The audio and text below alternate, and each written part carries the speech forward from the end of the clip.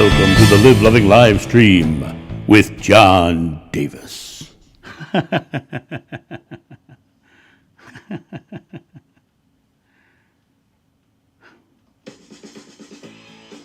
Well, my friends, I have gone early tonight. Hold on. John Davis. Oh my goodness. Let me hop over here. There you go. Well, hello, my friends. I hit the wrong button and I went early, so I guess we're starting early tonight. So here I am. Hi, Maria. Hi. Of course, Marcy, of course, is here. I'm having one of those nights where I'm just not having good tech stuff. I've been playing with cameras for a while. Hi, Bright Love. How are you? I remember what Marcy said. Type everything in all caps. That'd be great. That would make my life so much easier. Let's see what else we got here. What's up, my love, is what I said. And I don't mean to call Larry, I don't mean to call you my love, although you're a nice guy. Let's see. Thank you. Love to you too, old soul. Daniel, how are you? Hope you're doing well this evening. I know I'm doing well. Laura Zorel, welcome, welcome, welcome. I'm going to sip a cup of decaf coffee here. Denise Paul, hello. Oh, happy birthday, Marcy. I didn't realize it was your birthday this week. I've been so busy. Let me jump back over. Okay, I saw something earlier. I wanted to see if I can find it again. Maxine, you said, I don't believe this, but is there supposed to be a special meaning to the earthquake today? No, there's no special meaning to it's just an earthquake. What's really interesting is there is no fate, there's no destiny, and when you look at things happening like this is a very interesting perspective because, in ancient times, if we had an eclipse, they'd be like, oh my God, God's blotting out the sun, and there'd be a special meaning to God being angry or something. And now that we are further along, it just seems like we don't have to have those special meanings anymore, and we can understand that it's just a beautiful happening and experience. So. I personally don't believe it. If you guys believe there's a special meaning to it, that is of course your choice. But for me personally, it has no meaning whatsoever. Chitra, who's a day old today? You talking about Marcy? Marcy, you only a day old? That's pretty crazy. Jump down, see who else has arrived.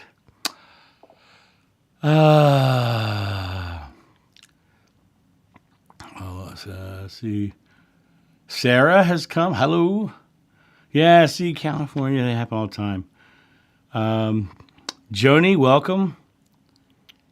Aunt P, welcome, welcome, welcome.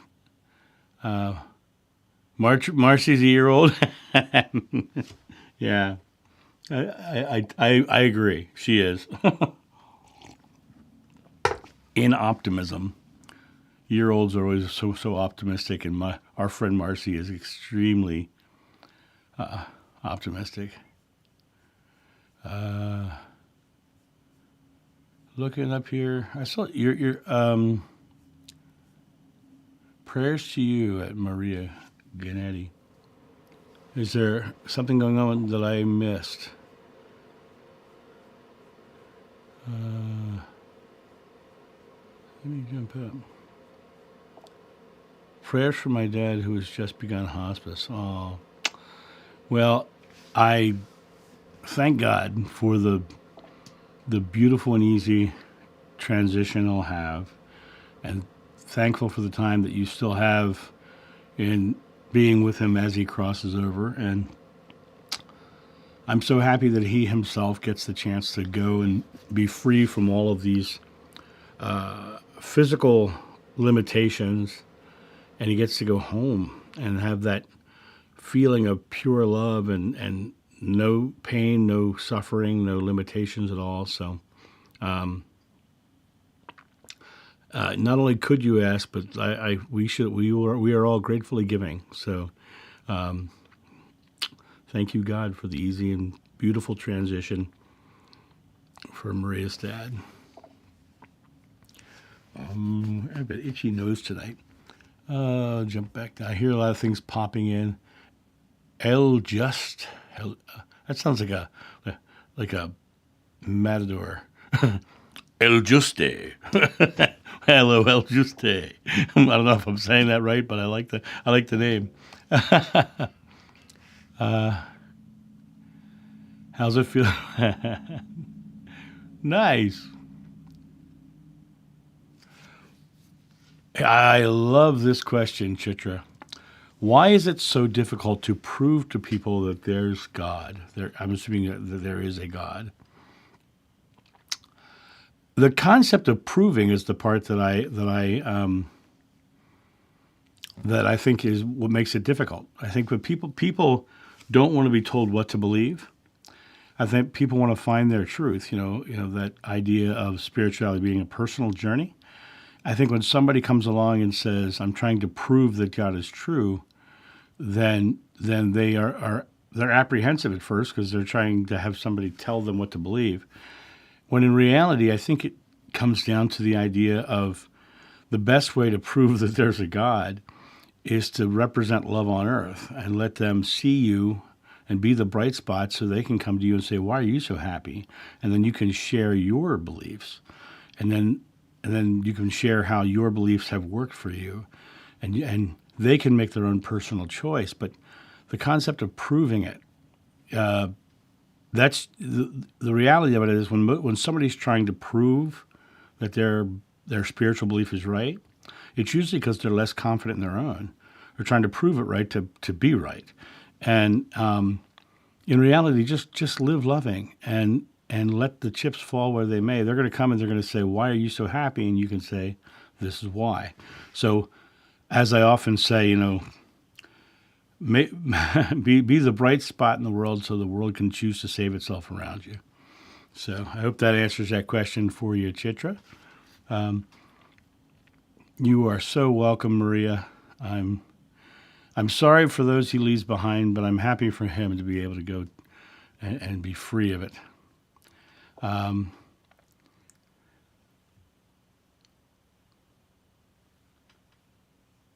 Yeah, I agree with this too, Maria. The idea that we want them to feel what we feel because we're compassionate. We feel so good in this belief and the way we're living. We want to share it, but you have to remember that every person is given free will, and every person has their own journey to walk, their own path to walk. And when you people want to find their path, and finding their path is what makes it true for them. And so being a representation of your spirituality shows them a potential path that they might choose. The key really is to live so joyfully, so lovingly, so happily that they're like, "Boy, I want to live like them." And that's really, I really do believe that's an important aspect, is to realize that that yes, you do want them to feel the same as you do, but the best way to get them to feel that way is to live your truth fully.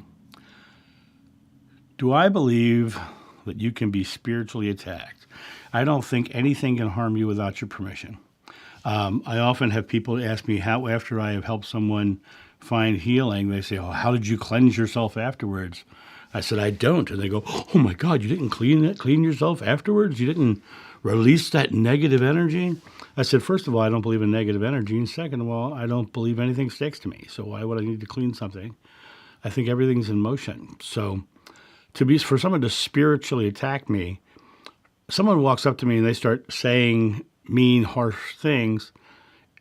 I literally say, if you're being harsh, if you're being mean, if you're being mad, in my mind, I'm going, "What's your fear? What are you afraid of?" Right? I don't think there's energetic spiritual attacks unless you believe it.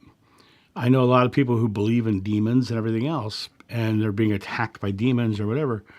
But everybody I know who doesn't believe in them has never witnessed it or experienced it. Everybody I know who has the background and belief that there are and this happens has had the experience. So it really comes down to, what do you believe? What you think you become. You literally create your world. And so to me, that would be the reason for being spiritually attacked. Beyond biblical belief, welcome, welcome, welcome. It really is an interesting experience when you think about that. It's the idea of spiritually attacked, though, because that would be very much a fear-based belief. And in living in a fear-based belief, I mean, you're only going to be creating more fearful things into your experience. And when you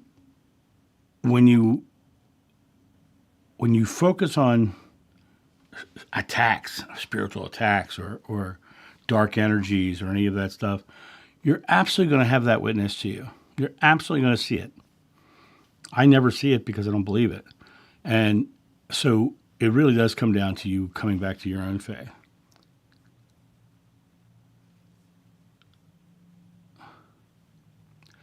I 100% believe this is true, Maria. Too many people call their negative beliefs evil. And one of the things I think about that is that the word evil has such a huge connotation. People, when you get into a conversation, the first thing when somebody uses the word, you have to clarify what their definition is. I think of, evil people that they say, like Hitler, they say he's an evil person. I think he was a fearful person who was doing fearful things out of his own fearful beliefs.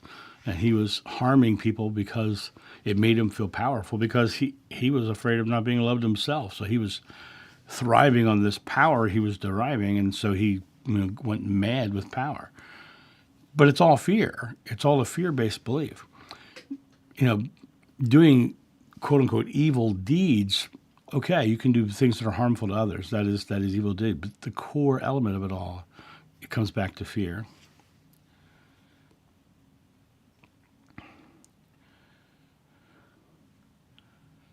So many Catholics, and you think about Catholicism. Catholicism leans into the definition of hell that the Catholic Church has really leaned into since the Middle Ages. But their definition of hell, the demons and all that stuff, comes from Dante's Inferno. You have to remember the early Hebrew Bible. The Hebrew word that later was associated with Gehenna and Hades was Sheol, and Sheol was just the place where people went after they died. There was no punishment. There was no lake of boiling oil. There was no levels of hell. There was no devil or demon. It was just a place where people went when they died. And so a lot of people will see these things. Now you think about the Catholic Church. They have exorcists, and exorcisms, right? And those are in deep belief of demons and evil entities, and so they talk about it. This is their faith, the devil's out to get you, kind of stuff. And so many people I've seen get lost in that, and they feel trapped by their fears in their faith. Catholicism being a big one. I mean, my other YouTube channel, the Recovering Catholic channel, when you look at that channel, what you don't see is all the people that I am talking to who are so relieved to find some place where they can be free of their own beliefs. Last year I did over 600 private sessions, and a large percent of them were people trying to overcome their own Christianity, and how they've been scared and feeling unworthy for so long, and they're afraid of the devil and hell.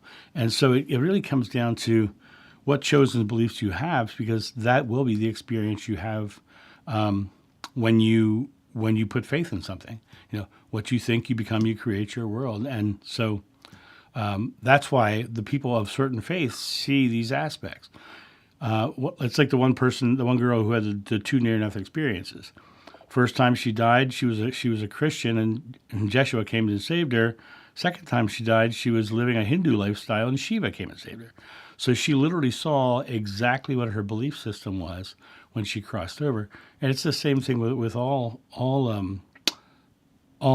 demonic and all that stuff. It's because that's what they believe. That's what they've been taught.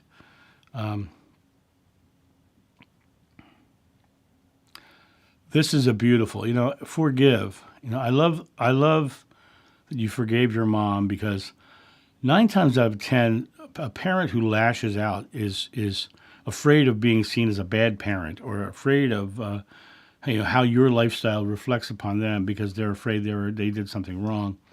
I had a woman who one time came to me, and she had had a bad relationship with her mother the whole time. And her mom came to her in a dream to apologize. And when her mom came, she was a 14-year-old pretty little girl. And a lady in the session said, I don't want to talk to her because she's my mom, and I hate my mom. And I said, did you ever wonder why she came back as a 14-year-old girl? She said, no. I said, because that was probably the last moment that she was her authentic self. Something must have happened at that age that arrested her development at that age. And so she came back to apologize as who she really was, as opposed to the fears that she lived out her entire life with your relationship. So it really comes down to understanding that everybody wants to be loved, and when love is denied or love is harmed in some way, it can totally arrest someone's development. My father was a perfect example. My father was living from the relationship with his father, and so it comes down to you have to let those things go, and not perpetuate those things into the next generations.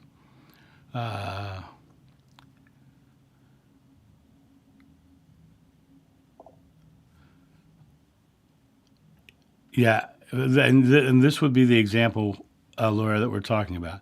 She was a Catholic friend. She came to your prayer circle, and there were probably people in your prayer circle who weren't Catholic or didn't believe as she did, so she felt spiritually attacked. And so, but she was the one who was feeling it. She was the one who was experiencing that spiritual attack, because she believed in that dichotomy of heaven and hell, and good and evil, and all of that you're trained to believe in the Catholic Church. Um,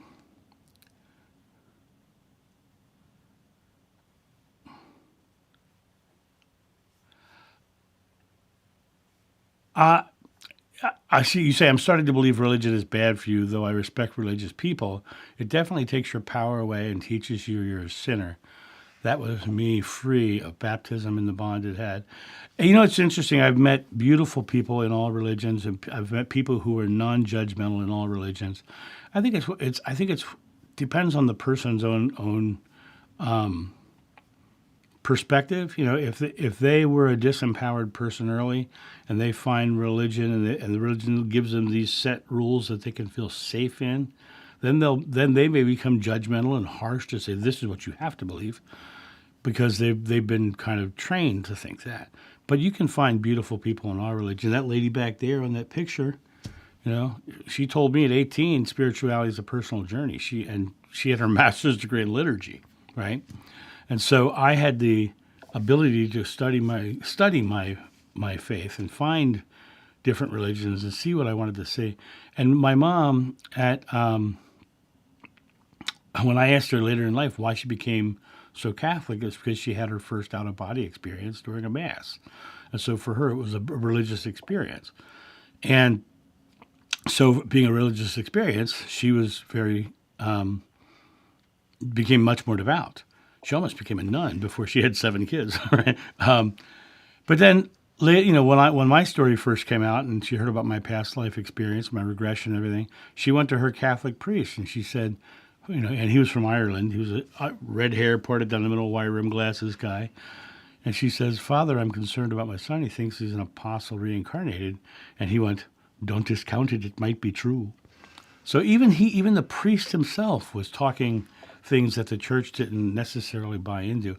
I think you can find beautiful people in all of it, especially the ones who stay open to the idea that there can be more. And this is a great comment here. I believe in God's source, but not religion, right?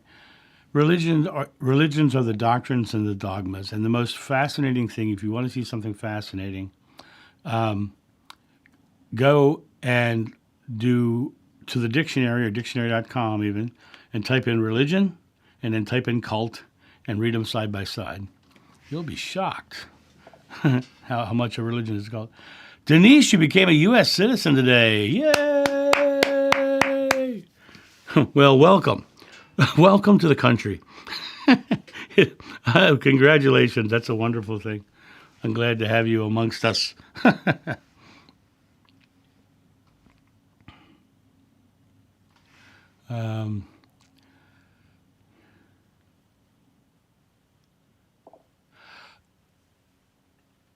It's very interesting. I get specific questions about that lifetime, and I think this is a very interesting question for several reasons.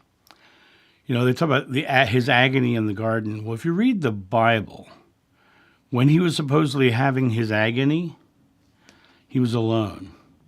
He went off. Everybody else was asleep, and he went off, and he had his dark night of the soul, or kind of experience. But what this story actually is, it's a later addition to the Bible. Matthew, Mark, Luke, and John actually weren't even constructed into a book until over 100 years after the crucifixion.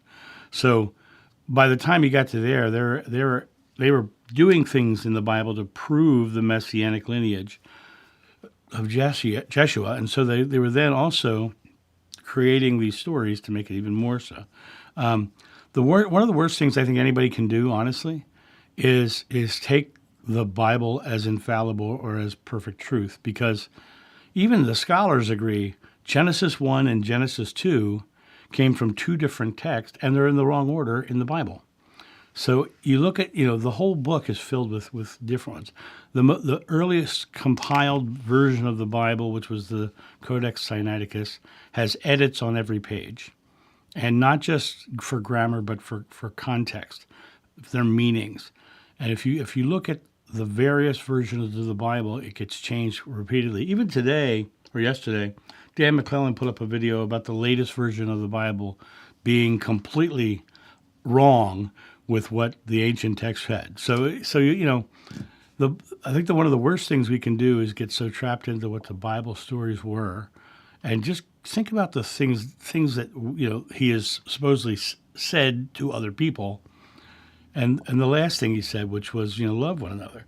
If you just love one another, then you're doing the work, and that's kind of my thought on that. But yeah, John Davis and John of old does not have a memory of that whole Garden of Gethsemane, Jeshua wandering off and having his moment, and neither would John have had that, because John was asleep. So that's if in that story, if that story is even true, I just have no memory of it.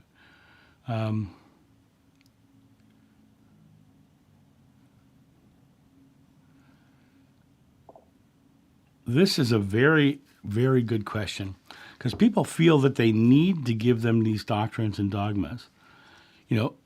One of the when I did the eulogy for my mom's funeral, I told stories about all of the things that she did.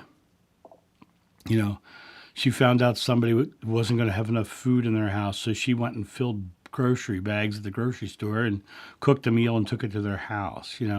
She was doing all these little secret things to be a good person, right? I think the more you advise your child that number one, that they are a good person, that the things you do is you help one another and you love one another, I think you're doing just fine. Because my son, for many of you know that my friend Holly had a tornado at her house. I called my son at college. I said, Holly had a tornado hit her house. My son says, when you coming to get me? He knew that we were going to go help. He knew that that's what we do, because his whole life I've told him we help people. I told him, that's when someone needs help and we can give it, we give it. So the real key is to live a loving life and show them that's what you do. And that is spiritual. You got to remember that every moment of your life is a spiritual moment, because spirit means non-corporeal, means not of the body, it means of the spirit, right? Well, the entire experience that you're in is nothing but atomic energy in motion, including your body. So everything you're doing is a spiritual experience, either in experiencing your separation from that feeling of love or from delivering that love. And when you bring the kingdom of heaven to earth, you're literally delivering love in the illusion. And when you want to raise a child to live that way, you have to tell them it's what we do, and let them know that you when you treat people well, you get treated well, and don't feed the fears and the anxieties. So, but I would keep them away from religious doctrines and dogmas all day long. I would never let them. My son does not do. Never had a religion. Now his grandmother would take him to unity churches now and again, but for him that was all about the lunch. But it wasn't because anyone gave him the doctrines and dogmas he had to follow. But I'm so proud of my son because he is such a loving, caring guy. I wish you could have seen my son when we finally got to Holly's house that day. Every so often, I'd just look over and he was just hugging her, holding her. And later on, Holly said to me, your son is so loving and kind. He says, he just hugged me all day long. Yeah, he knew you needed it. And so that's what he did. So I hope that answers your question. That was a long answer.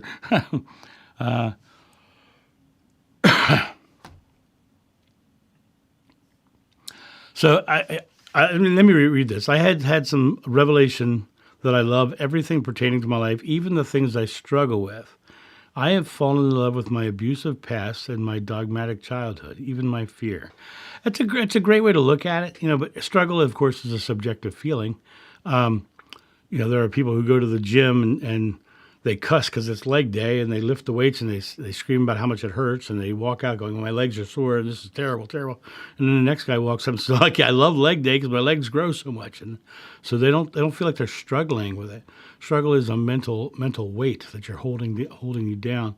And so that's the one thing I'd say. But I will say this. If my father hadn't been my father, I would not be the independent person that I am today. And, we didn't have a great relationship in any way, shape, or form. But in that regard, without him kicking me out and getting me, going out and having to become so independent, I would not be the person that I am today. Absolutely. So I recognize that those struggles, quote unquote, in the past have absolutely been a part of being who I am. But the realization that whatever you did struggle with is something to overcome, and you come to the place of going, okay, I am a more loving person because of that experience. I am a more caring person because of that experience. I'm not perpetuating those fear-based things that were perpetuated onto me. I'm just living and bringing the kingdom of heaven to earth and living love in the here and now. So I love that you've loved that perception. Thank you very much. See, there you go, Denise. There you go, right there. Now we know why there was an earthquake. It was earth-shaking news that Denise is here now. Let's see. Hi, Joe. How are you? Welcome, welcome, welcome. I like this. Religion is man's attempt to put God in a box. I think religions are man's attempt to explain God, or as you say, put God in a box, control God. And what happens is they try to figure it out. They try to explain what God is, and then the people within that organization start vying for power so they can feel powerful and loved. And then they start creating these rules, and next thing you know, you've got this religious doctrine. I often get people ask me to write my own Bible, and I'll never do it because it's like I have no desire to create anything that even remotely reflects a religious dogma. I love your eyes. I often hear this in my head. Does this make me crazy? It only makes you crazy if the Irish person is not drunk at the time. No, I'm kidding. I'm only kidding. Crazy is also a choice. You get to decide whether you are. Nobody else can tell you are. All right. Well, good. Well, I'm glad you've been here for a while, Denise. But now you're official. So we had an earthquake. Uh,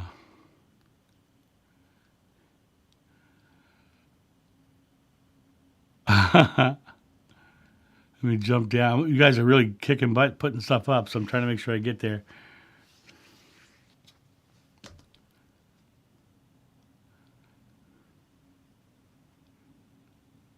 Yeah. Yeah. Well, and it's interesting because hell, as we know it, started, like I said, with Sheol, but and then it became the concept of the word Satan or Satan, right? It was pronounced Satan, and it just meant someone who was in opposition or an accuser, and it also meant the word temptation. And so when you look, so there was this evolution, but by the time you got to the Middle Ages, they had created this structure around what hell was, and it's just so interesting. Hello, Craig Dixon. Welcome, welcome, welcome. Good to see you here. Um,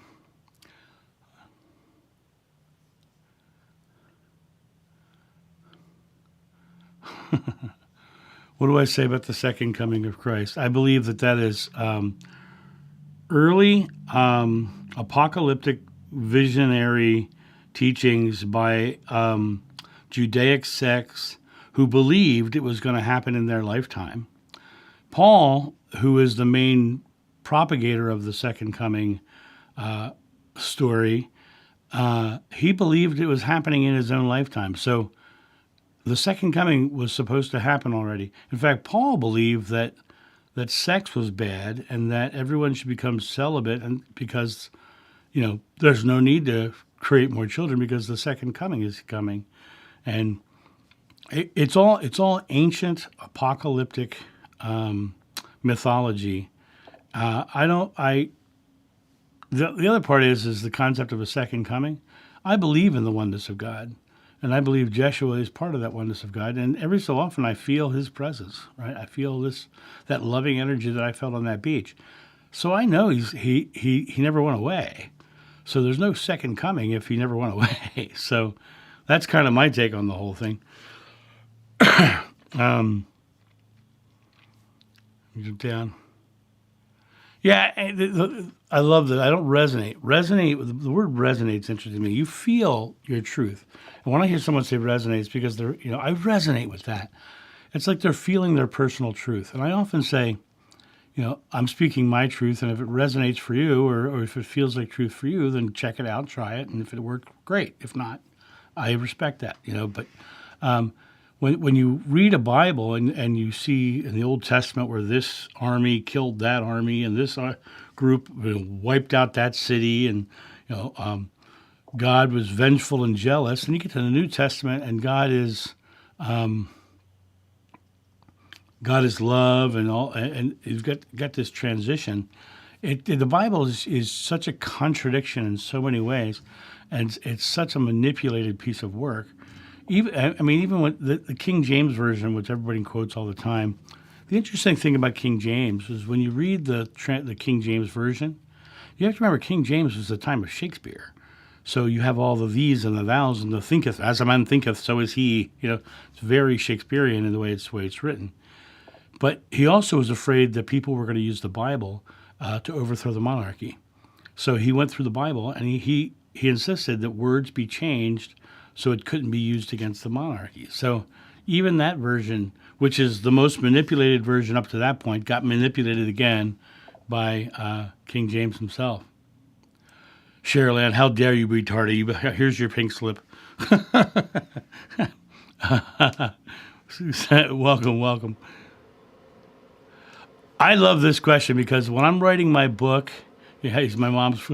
I sometimes I'm writing my book and I start to laugh, and I'll glance over and I'll see my mom's picture, and it's almost like she's getting snarky, or being a little, pardon my French, smart ass about it herself, and I sometimes feel that sarcasm, that laughter that she had when I'm writing, and I'm writing the book, The Recovering Catholic's Guide to Spirituality. So as I write it, I think I'm thinking about her. So of course, because I'm thinking about her, she's connecting with with me. So yeah, I do feel her. And here's another weird thing: I do private sessions right next to a window, and I can't tell you how many times cardinals have landed outside my window. My mom used to collect red cardinals. So yeah. Oh, this is a good question. I actually did a video on this before. Is the spirit the same as the soul? It's an interesting question because the way you phrase it is spirit as the same as the and soul. I would say the Holy Spirit and the soul are the same thing, and I think Holy Spirit and soul are the same thing as your higher self.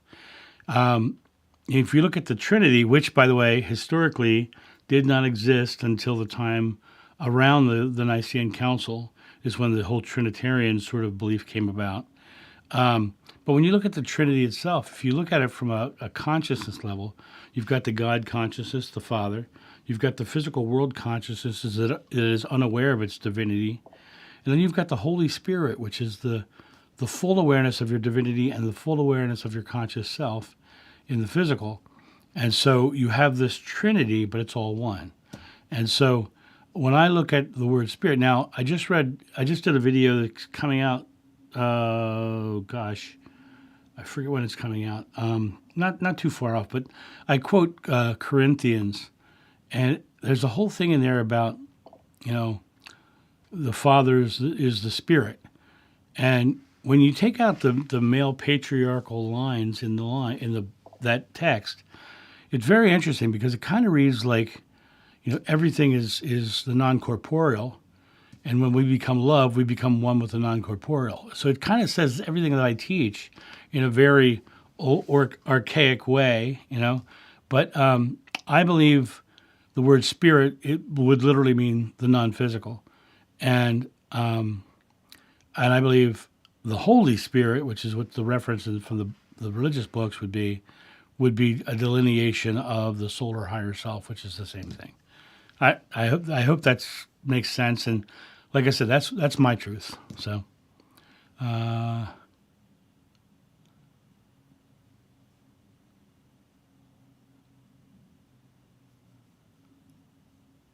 Larry, I've never thought about this. Have you found it difficult to realize that most Christians don't believe there is no here? Okay, so this is a double negative, so I want to make sure I understand what you're saying.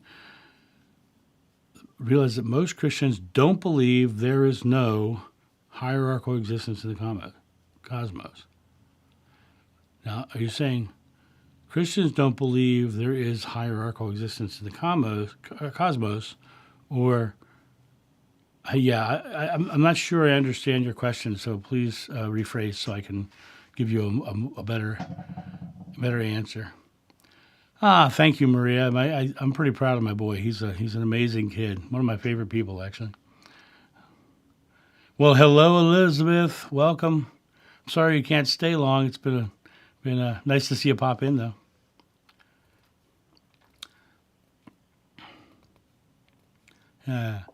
See, and I love this one right here. Definitely too many rules. Rules and laws are of the mind of man, be they old age or new age. Law of attraction is the mind of man trying to put rules around creation. What you think you become, you create your world. You're the culmination of your thought. When you pray, believe you shall receive and you shall. These are very simple statements, and what they're saying gets then delineated into a modern dogma of the law of attraction. It's just adding another law, adding another rule, and you find these rules to be, it's just the next doctrine and dogma. It's all far simpler. It really is all far simpler. Ye are gods. That's what the Bible says, right? That's what Jesus said in the Bible, supposedly. If ye are gods and ye are creating, and what you think creates the world, and there's nothing good nor bad, but thinking makes it so, Shakespeare said. If those things are true, then the rules and the doctrines and the dogmas make no sense. They make no sense. So I agree with you, Aunt P. I'm not sure what storms you're talking about, but anybody who had tough times with storm. Oh, you guys are on the East Coast. Yeah, we had nothing here, and I had really good news today. they changed the weather forecast for Monday, and it's supposed to be cloudy in the morning and clear and sunny in the afternoon. So because I'm directly in the path of totality of the eclipse, I should be able to take great photographs and video from my backyard on my back deck. So it looks like the afternoon's going to be completely clear and be able to let me do that. Light snow and rain in Boston. Dante really introduced, yeah. Yeah, and it's interesting. You talk about Dante introducing the evangelicals to their view of hell. And it was, what was his name? Minister Darby, who introduced the rapture in 1830. And the evangelicals said, oh, wow, a new fear-based belief that we can push people to jump to our religion. And so it really is interesting how what the churches, the religions, the evangelicals, they'll all latch onto the fear-based stuff to grab power and money and draw people into their faith, and they'll come out with the Left Behind series of books to scare people, but none of that concept even existed until 1830. So it's just really kind of fascinating. They're trying to make it biblical, but it's not biblical at all.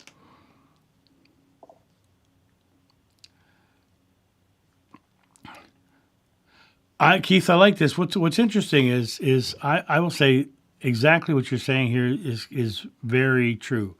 When I first had when I first came out and I was doing all that work in the early 2000s, people were not ready. And now that I've come back just in the past 2 years, I've seen more people awakening to their own personal divinity. And over the past 20 years, which is what that was, from early 2000s to now, 20 years, Christian churches have lost 54% of their congregations. And I did a video on my other channel called The Christian Exodus. And there was a Baptist website that did a study on why people are leaving the church. And very interestingly enough, the number one answer was because of the church's stance on LGBTQ rights. They didn't think it was right. And I thought that was so awakened into the idea of love. You know, if God is love, then love in any form is not wrong. But when they asked them the question, what was the number one thing they got out of it, the first word they said was freedom. They really felt imprisoned by their religion. And so it was really kind of a seriously detrimental experience for them to be in a religion. So yeah, I agree with you that there is definitely a new spiritual awakening coming along. And I believe people are starting to find their own truth, live their truth, and that is the life of their experience. They're living their way, their truth, and their life. Oh, April, hello, how are you? I get to see you. Are you one of my early ones? Because I actually moved one of mine, a lady named Jhon, I believe. I moved her to Sunday so that I could be able to record the eclipse at the right time. I'm looking forward to meeting you. That'll be wonderful. I'm going to sneeze. Pardon me.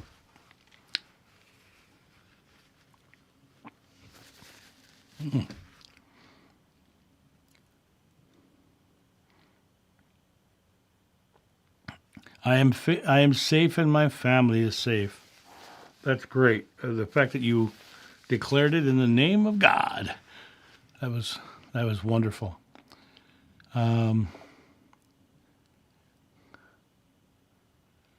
Ooh.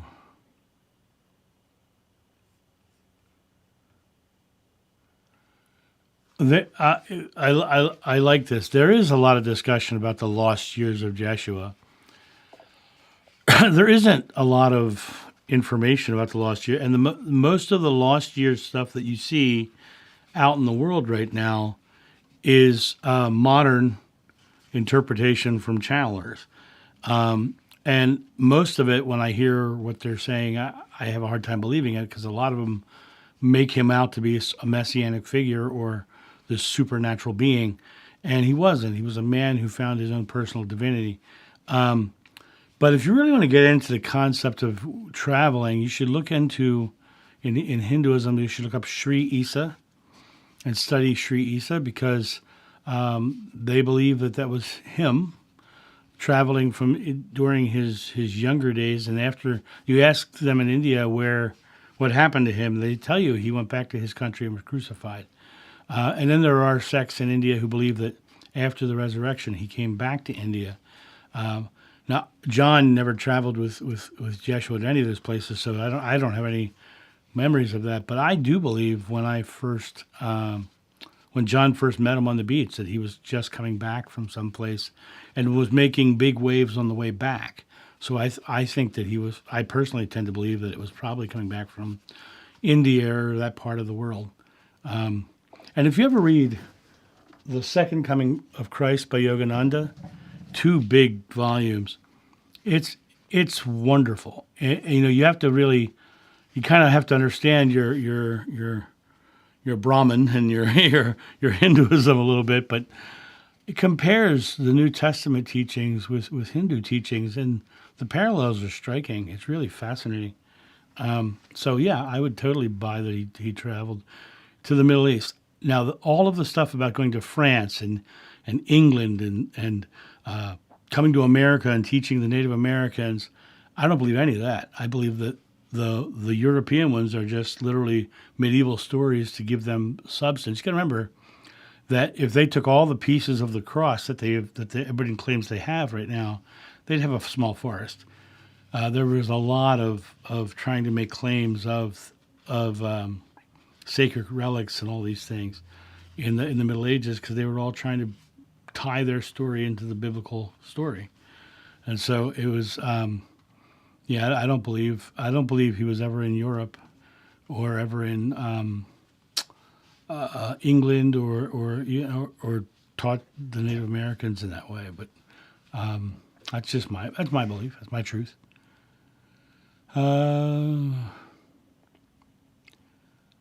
Greetings from Curacao. Well, hello there. That's a distance.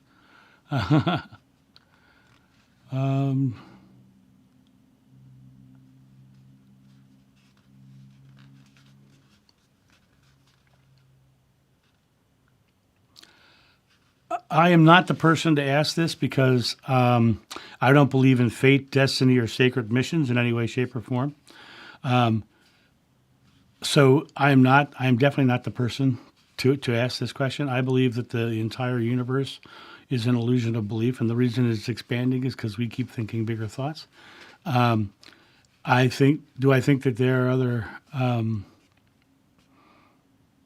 potential of other races and all that? Of course, because God is unlimited. But the concept of star seeds, it doesn't ring true to me. So I'm not the person to ask this question to. Sorry. I respect your belief, but it's definitely not mine. Wolf Mage, glad you're back too.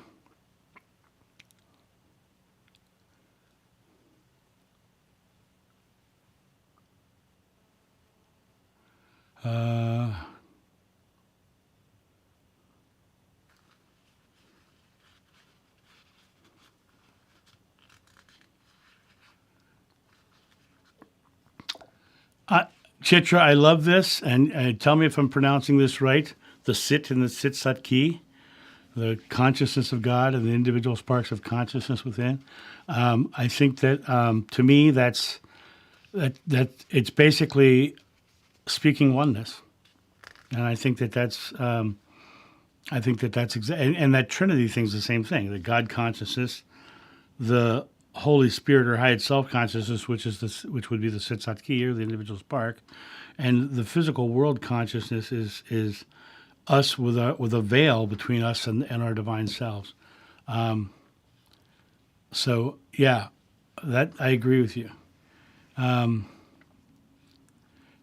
from Minnesota, Susan.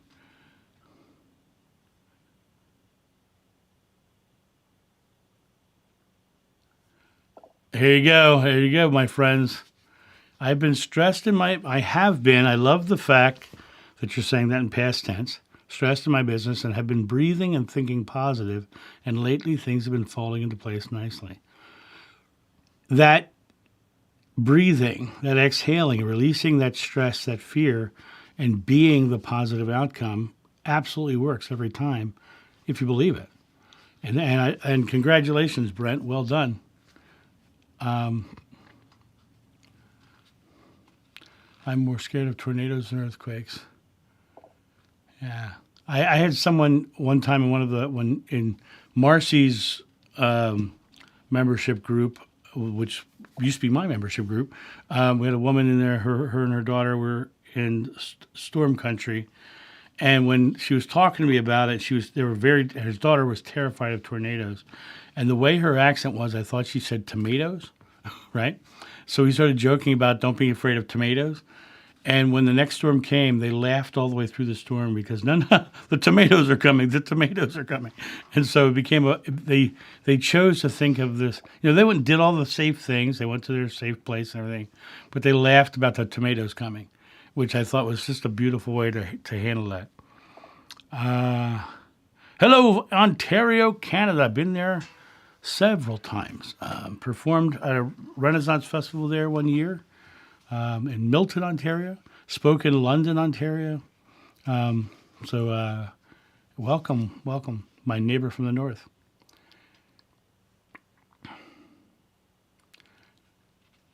Yeah, my plan is after it's all said and done, I'm gonna compile and make a video about the eclipse experience, my backyard. So that's kind of the plan. I'll share them all.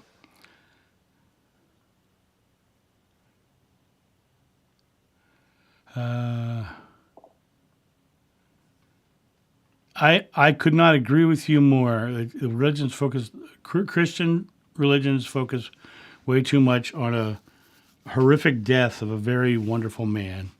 And I think they ought to remember the wonderful man instead of the horrific death. I agree with you 100%.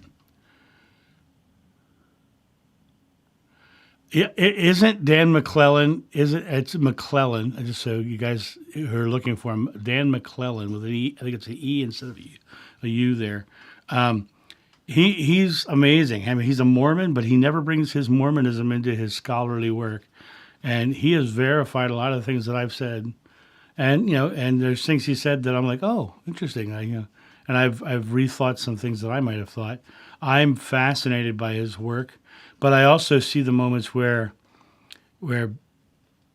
because he is so science-minded, there are areas where he can't go on faith, and so there are some times that you have to go on faith in spirituality. But I love his work, and I'm so happy to share his work. When something hits me, I definitely put it right on the community page.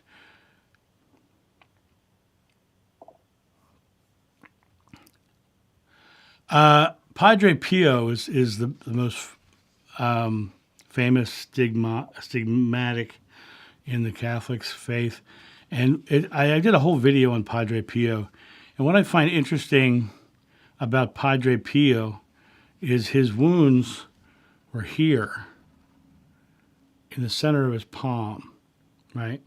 In my regression, I remember him being nailed here. But if you think about it, if you nailed somebody here, your skin would just tear out because there's nothing to stop it from going. Nailing here would hook into the bone and would hold you there. And they nailed and bent it. He got stigmata on the top of his feet.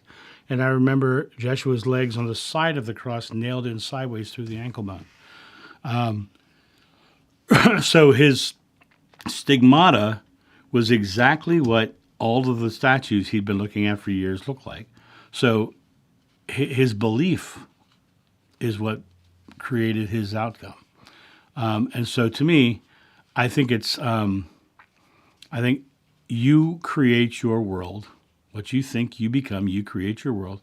And I think when people believe so closely and get so focused on the crucifixion, then if your inclination is to be that devout and to feel so much for him, then of course you're going to have a physical manifestation of it, but it's going to come through your belief. So him having his blood stains here and on the top of his feet, to me, just proves that his belief was creating that. I hope that answers the question. And yes, hit all caps because that does make it easier. Because that means if you hit the all caps, here's the deal. This thing is going so fast in front of me. If your questions or topics are in all caps, then I can zip through and kind of bypass the conversations you guys are having. In a way, like, there's a lot of stuff going back and forth. But if I can get the questions or topics in all caps, it does make it much easier. So I appreciate you doing that, and I appreciate Marcy reminding people of that.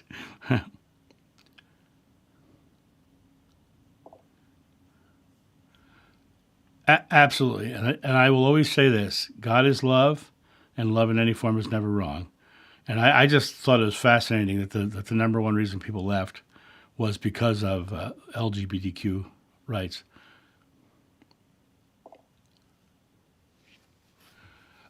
Why do Christians believe in a hierarchical cosmos while in truth we are all one?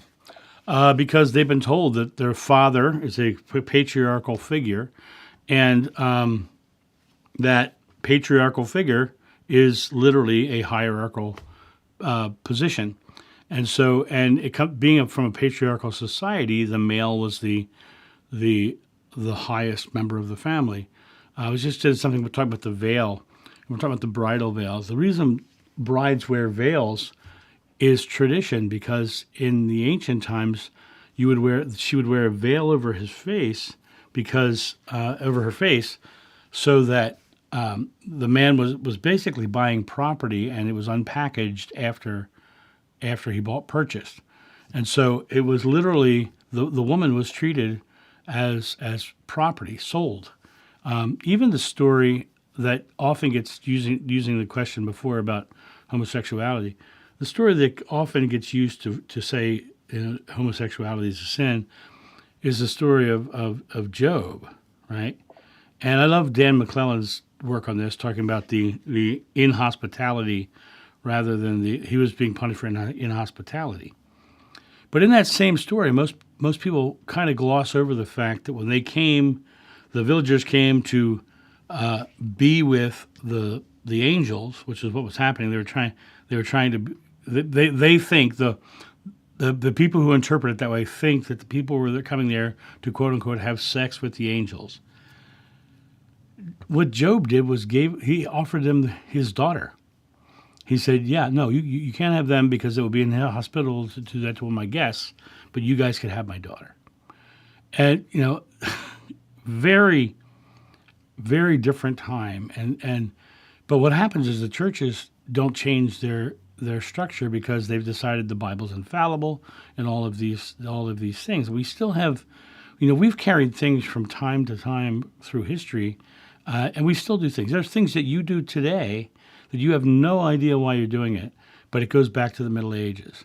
Somebody sneezes, you say, "God bless you." Do you know why? It's because in the Middle Ages, they thought when you sneezed, you opened your soul to the devil.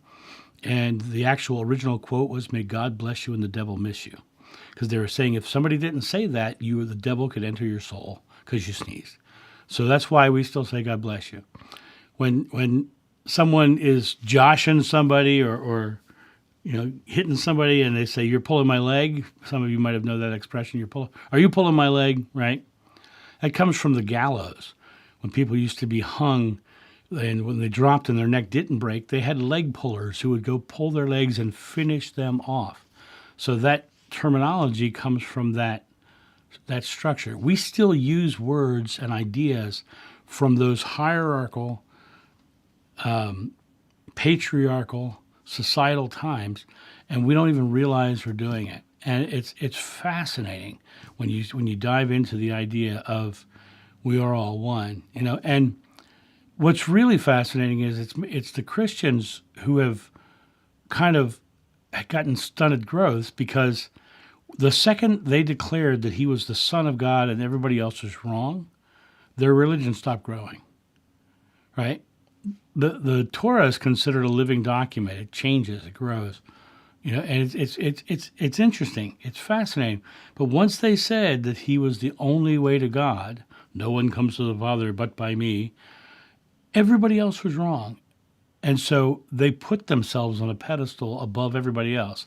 So they created their own hierarchy in a way. I hope that answers your question. You got me on one of my topics. Um,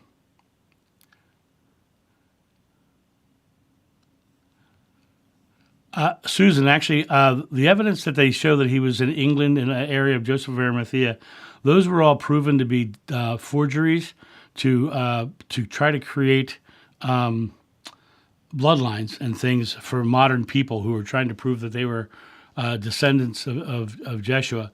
But that's all been very much and very, very publicly debunked. Um, this is one thing that I do not have a memory of, but I would totally see him do it. I could totally see him having his anger moment. Most people don't think he could ever have a anger moment, but I could totally see him doing something like that. But I don't. I can't claim a memory that I don't have. Hello, Dominican Republican, Dominican Republic, Marjorie, welcome. We're about to wind down here pretty soon. Um,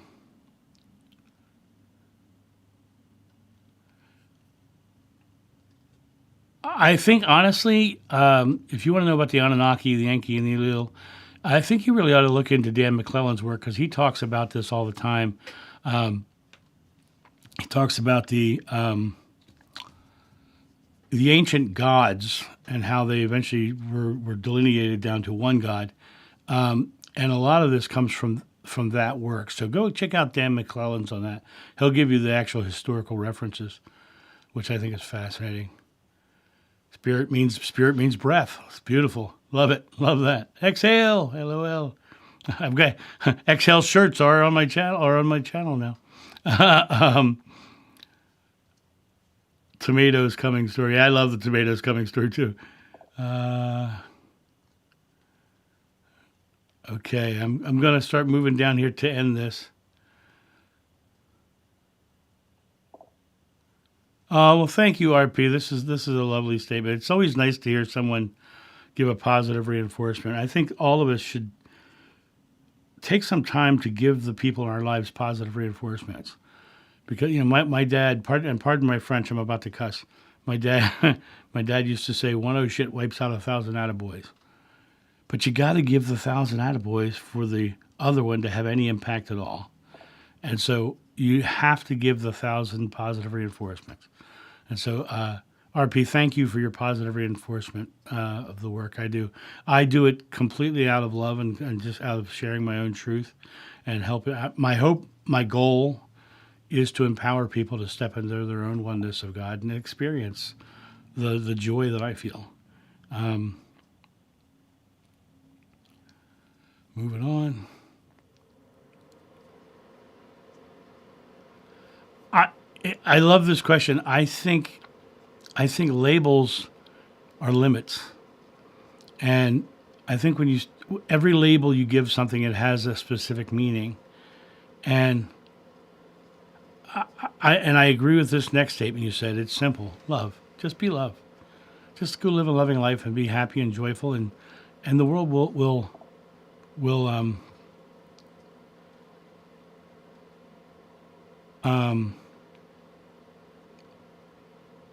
and the world will give it back to you. Kayla, thank you for sharing this. I read this book, Anna, the grandmother of Jesus, and the reason I read this book is because Jhon of old is supposedly a key figure in that book. My past life is supposedly a key figure in this book.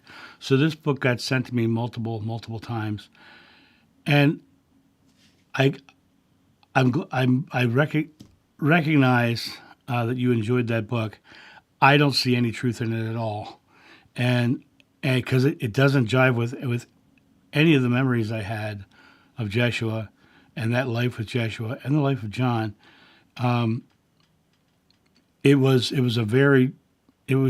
absolutely a very different story than I remember. So But if it rings true to you, I mean, I'm not saying I'm right. I'm saying that is my truth. So, yeah, I've read that book because it was sent to me because people said you should read this because you're in it.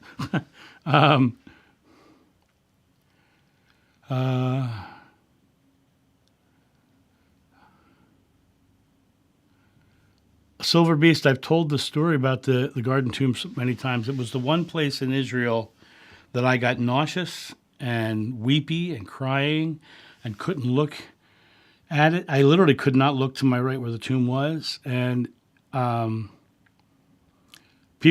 scholars will tell you they think it's now a later tomb. I totally believe it's the tomb. I had a visceral reaction without knowing where I was going. Someone was taking me there without telling me. And I had a visceral reaction to it, which was, to me, it was the one. I went to the Church of the Holy Sepulchre, nothing. I climbed Mount Sinai. It was a great climb. I didn't have any there was the one place in all of Israel that I felt anything spiritually, to me, was the garden tomb. Seeing Golgotha and then seeing the tomb it affected me a lot. And I had a guy with me who, under hypnosis, said, remember being Philip, and he thinks they got it right too.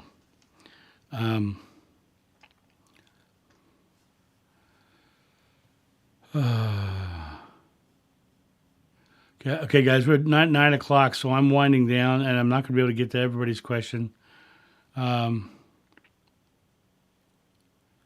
So I'm sorry. If you have questions that don't get answered here, you can send them to contact@jhonofnew.com, contact@jhonofnew.com, and I might use them to make videos from. So if you want to do that, you're more than welcome to do that. I'm glad you liked the Mass Exodus show. I enjoyed that video as well. Okay. Thank you, Akasha. Thank you. I'm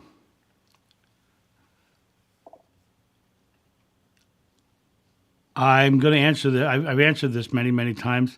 I have no memory of them ever having children. And when, after the crucifixion, Jhon took his wife, and it was his wife, into his household, as she was not pregnant at the time.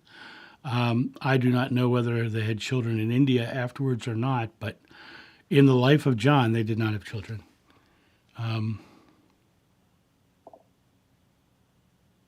Yeah, make sure you like it, like Beyond Biblical Belief says. Attaboy. Love that.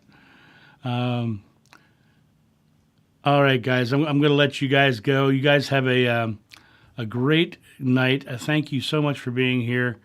I will keep the videos coming. I want you to know I've got videos already in queue out to the end of April, so you're not going to miss anything in the near future. You'll have something every day.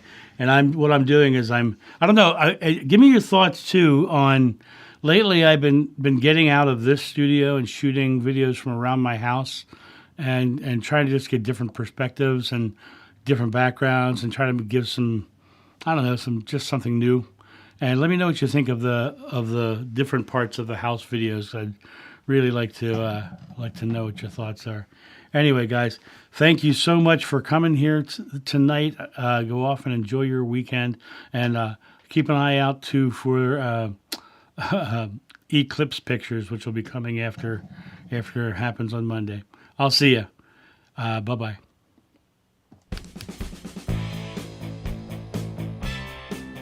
Thank you for joining us at the Live Loving live stream. Don't forget to like, subscribe, share, and visit us at jhonofnew.com.